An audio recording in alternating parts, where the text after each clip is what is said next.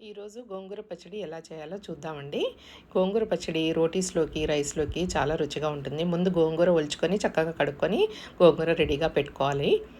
తర్వాత పల్లీలు వేయించుకొని దోరగా వేయించుకొని ఒక ప్లేట్లో పెట్టుకోండి. మనకి కొత్తిమీర, వెల్లుల్లి, 15 గ్రీన్ చిల్లీస్, తర్వాత 2 స్మాల్ ఆనియన్స్ కావాలన్నమాట పచ్చడికి. తర్వాత ప్యాన్ పెట్టుకొని నూనె పోసుకోవాలి. నూనె వేడెక్కిన తర్వాత అందులో 1 స్పూన్ జీలకర్ర వేసి వేయించుకోవాలి. తర్వాత కొన్ని మెంతులు వేసానండి నేను, మంచి సువాసన రావడానికి. సో 4-5 మెంతులు వేసాను. ఎక్కువ వేసుకోకండి, చేదొస్తుంది.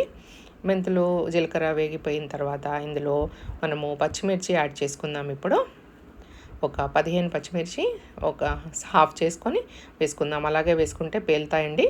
సో హాఫ్ చేసి వేసుకోండి. ఇప్పుడు ఆనియన్స్ కట్ చేసుకొని ఆనియన్స్ వేసుకున్నాను. ఆనియన్స్, గ్రీన్ చిల్లీస్ 2 బాగా ఫ్రై అవ్వాలన్నమాట. ఇందులో 1 స్పూన్ పసుపు వేసుకున్నాను. ఇలా ఒక్కొక్కసారి కలుపుకొని మూత పెట్టుకోవాలి.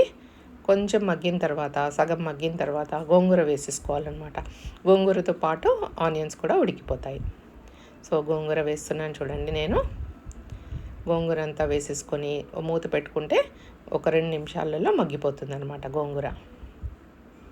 ఈ గోంగూరకి పచ్చిమిర్చి తర్వాత ఉల్లిపాయలు ఉంటే దాని పులుపు తగ్గిపోతుంది. ఇది ఇందులో చింతపండు అవసరం లేదు. పల్లీలు ఇప్పుడు గ్రైండ్ చేసుకొని అందులో 1 స్పూన్ ఉప్పు వేసుకున్నాను. తర్వాత ఒలిచిన వెల్లుల్లి వేసుకున్నాను. ఒక 10 దాకా వేసుకున్నాను అనమాట.